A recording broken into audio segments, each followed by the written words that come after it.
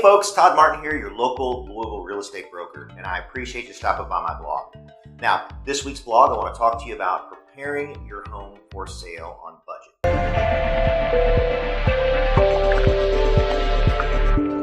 Now, as we know, we're coming into the home selling market, and you're trying to get top dollar for your home without finishing that honey-do list that should have been done, 5, 6, 7 years ago. Trust me, I know. I've been in my house for 14 years and we finished the basement after 11. Fantastic. But it's not something, and a project like that is not something that you want to take on once you're trying to sell the home, because you'll never get your investment back. So how do we prep the home for a budget? Well, the first thing is we've got to have a wow factor. So you want the yard inviting.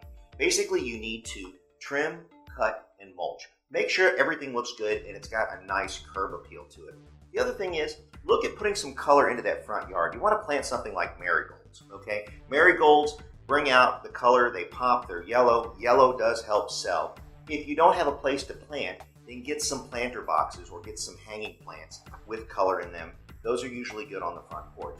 The other thing is wash all the windows. Make sure they're free of smudges and last week, last month, last year's rain. It looks better, it lets more light in, it makes the house more warm and inviting. And then the front door, that's usually a big conversation and topic. Now, one of the things that I always tell people is that, people go, well, I want to replace the front door. Again, be a realist when you're looking to sell your home and getting the best bang for your buck. Spending $5,000, $6,000, $1,000 on a front door is not going to bring you a return. So look at something as maybe repainting it, refreshing it, hanging new hardware on it, okay? Those are things that you can do to simply spruce up the front of the house. Now, when you walk inside, other people go into and they like kitchens, okay?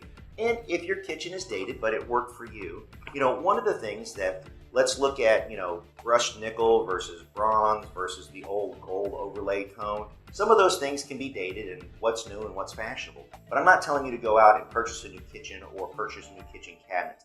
Basically, look at what you have, knobs and pulls on your drawers. Those can be replaced fairly easy, anywhere between $2 and $6 for a pull.